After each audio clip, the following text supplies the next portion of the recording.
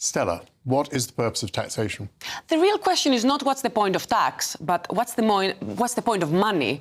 What are all of these millionaires and these billionaires going to do with their cash? Here's Stella Tsantekidou giving what I believe is the best response to people like Charlie Mullins here, leaving England because he doesn't want to pay tax. And I'm not against it. I'm not against paying into the system. What I am against is the way the money's being used. And I'm just not prepared to put in any more. Boo-hoo Mullins, running away because he doesn't like how things have gone. Stella, on the other hand, shows more strength of character than the cowardly Mullins. If the rest of the society is declining, if people are sick and our cities are falling apart, I have no sympathy for the lack of loyalty of people who are fleeing the UK. I very recently had the opportunity to move to the US if I wanted to and make a lot more money and pay a lot less tax.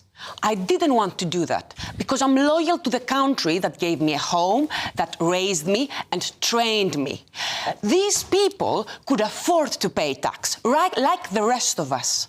Like the rest of us are doing, and like many countries which have higher taxation than the UK for the richest people in the world, like France, for example.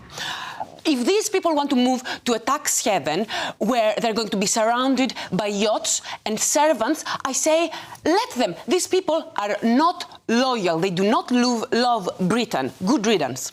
I welcome the tone of your response because I want this to be an ethical and moral debate. But what about, for a moment, practical politics?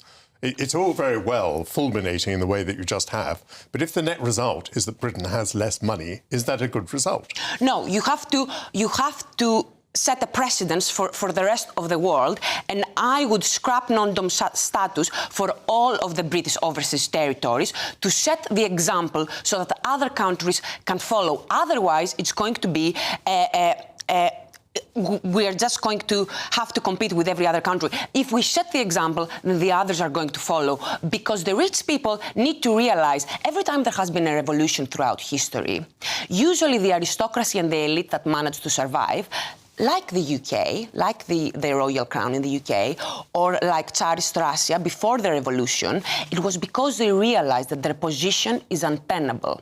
So the rich people have a decision to make. Do they want to survive by making some concessions so that the rest of us can live and can have a standard means of life? Sorry, that's where the clip I had ended, but hopefully she was going to say revolution as her next point.